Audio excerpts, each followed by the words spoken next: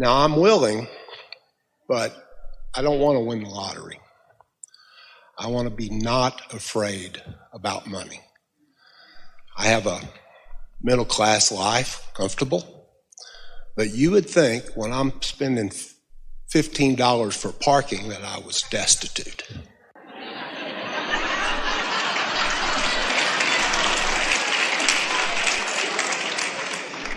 And there's 3 topics intermingled. Money, self-worth, and spirituality. Yesterday, what I heard, I don't know if it's what was said, but what I heard... It doesn't matter what was said, it only matters what you heard. ...was talking about sexuality. And it's like, you can't be spiritual and sexually active. That was the beginning premise, but that's not the way it is, yeah. Right. So for me, it's like, you can't be spiritual and have money. A lot of people feel that way. Now, that does not appear to be your problem.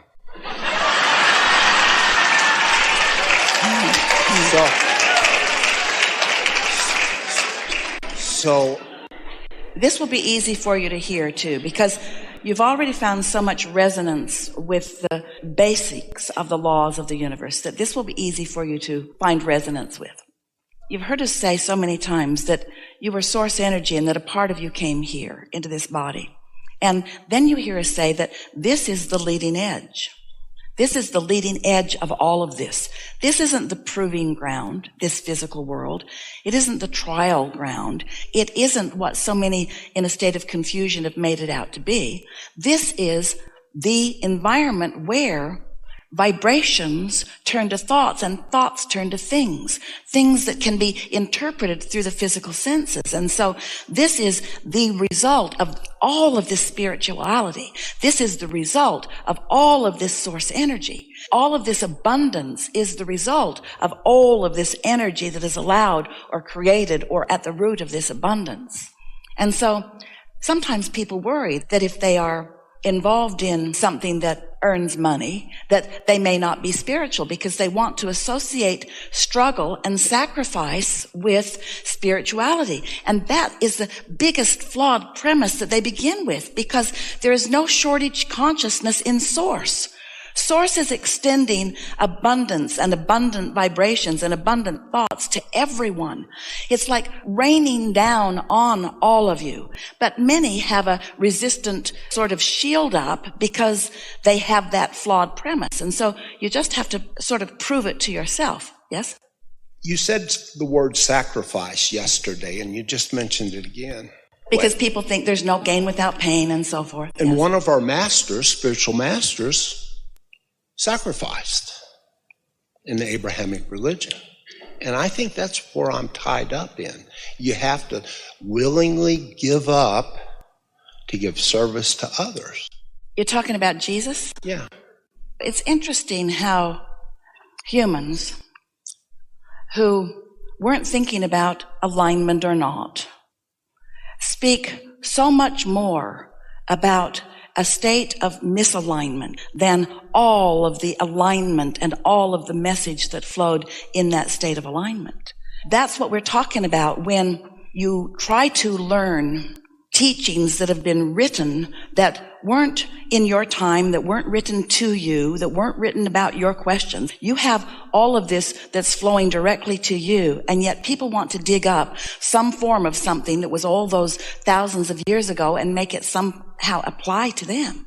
And then in the generations that follow and the translations that follow, the misunderstanding of the reinterpretation of it, there was never a time that this consciousness that you in this moment are naming Jesus proclaimed that he was always in alignment with that. Ever. And yet that's the way humans tell the story. And so they tell a story in a way that is flawed, and then you all measure yourself against a flawed story and then wonder why you can't accomplish that.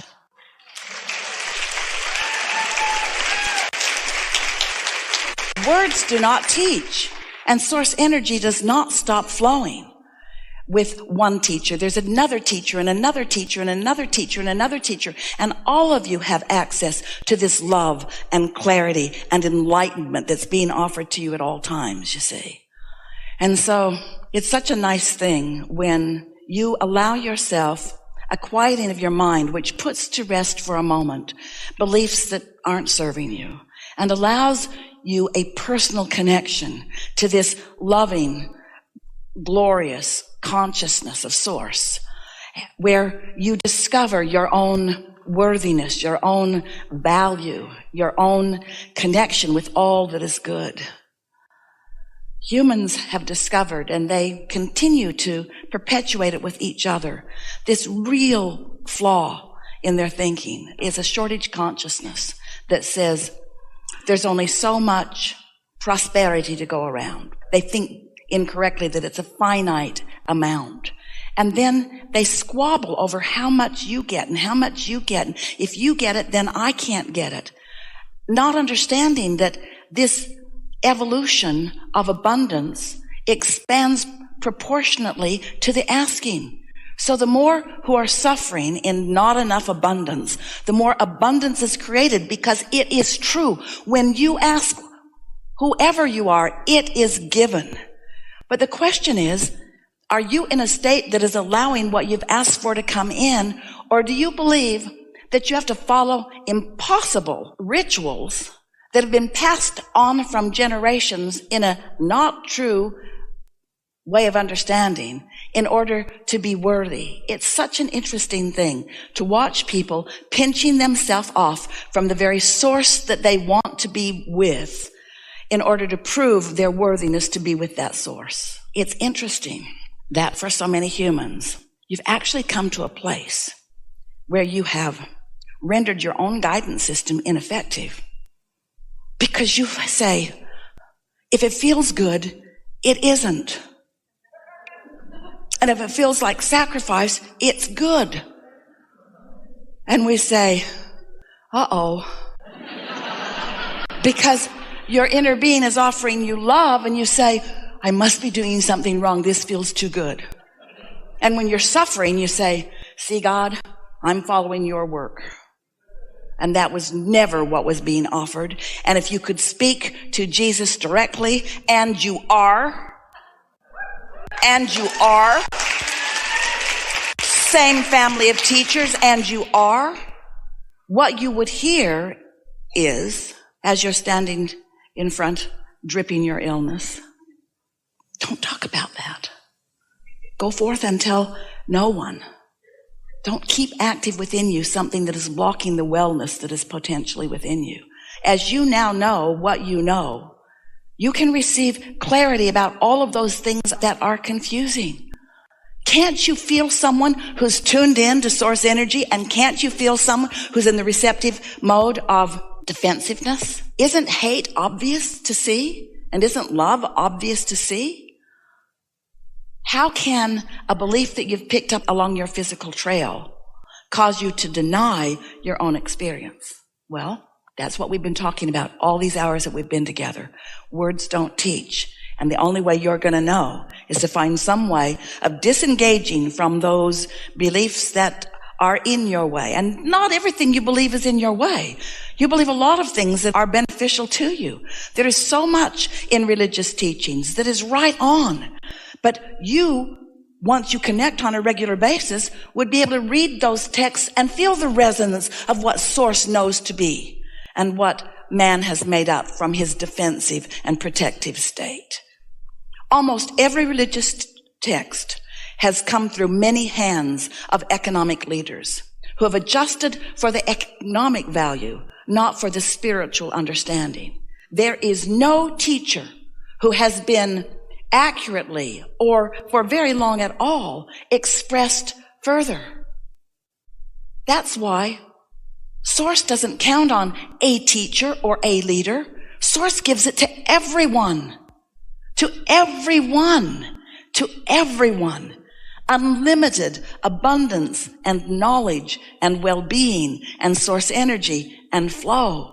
It's not just funneled through a few who might get up in a bad mood and say something entirely different from what Source said. We've been talking about that already, you see. Helpful? Want to take it further?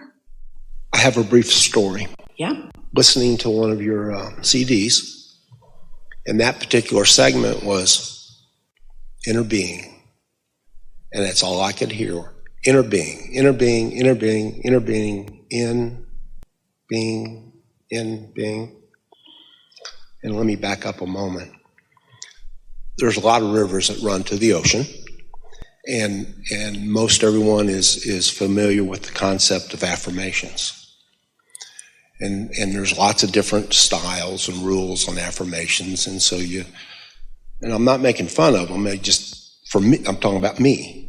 And so for 5 minutes a day, for 30 days, you're in front of the mirror and you go, I am rich, or I am this, or I am that. And after the 5 minutes, the mirror looks back and goes, But inner being, inner being, inner being, inner being, in being, in be. And so for me, instead of saying, and this just happened 2 days ago, instead of I am rich or I am that, it's I stands for inner and B stands for being. I be comfortable. I be healthy. That's really a good thing that you've come to. And the important thing to know is that B's true. That vibrational reality for you does exist. And it's like, I can't, but my inner being can. And is. And when you find resonance again and again and again with your inner being, before you know it, you are the vibrational equivalent of your inner being, and then you are a vibrational match to the prosperity in the way that your inner being is, and then the ideas flow to you, and you become the manifester and the witnesser of the very thing that your inner being has known about you all along. Yes. Affirmations are a very interesting thing, and we talked about this yesterday to some extent. When you are tuned in, tapped in, turned on, when you have found that receptive mode, and then you affirm, it adds momentum, it brings clarity, and ideas flow. But if you are on the other end of the stick, if you're feeling sadness or depression or fear over not enoughness, and you are affirming from that point of view, then you're affirming where you stand, not what you want. You want to know where you are vibrationally before you start cementing yourself into that. It's the same thing as people will ask about prayer. What do you think about prayer? We say, we think it's a wonderful thing. We think it's a wonderful thing to ask. And in fact, every time you ask, it is given. Then why aren't my prayers being answered? And we say, think of the difference between being in real need of something and praying from that place of not having. We had a conversation about that this morning already. Praying, asking, pleading, begging from a place of not having, which just puts you at greater odds with your own well-being because you're just adding to the resistance. Or think about offering a prayer of appreciation, a prayer of thanksgiving, a prayer of thankfulness. We would offer every prayer if we were standing in your physical shoes as a prayer of thankfulness, of thanksgiving. Because when you're focused in your life on something for which you feel truly thankful, and then you're making your statement of thanksgiving, it's a sure way of locking into that energy and extending it further, you see. So nothing in and of itself is right or wrong or helpful or not helpful. You can meditate from a place of real need, and all through your meditation just think, I'm going to get an answer, I'm going to get an answer, I'm going to get an answer, I'm going to get an answer, and you're not going to get an answer. Or you can plead in prayer from your place of need. And while your prayers are always answered, no matter what your state of being is, because when you know what you don't want, you know what you do want. Those requests are coming even without your words or even your conscious acknowledgement of them. But somehow, some way, you got to relax and let it in. You've got to let the well-being in, because you are the creator of your own experience, because you have free will, because no one's going to impose from source energy perspective anything upon you. You're not a puppet. You have not been sent here to live some specific way. You are a creator who has come forth from this knowledgeable source energy, who knows your value and who knows your desire and who knows the joy that you will have in being alive in this body, and you figuring it out and you aligning and you reveling in the awesomeness of that which you focus into being.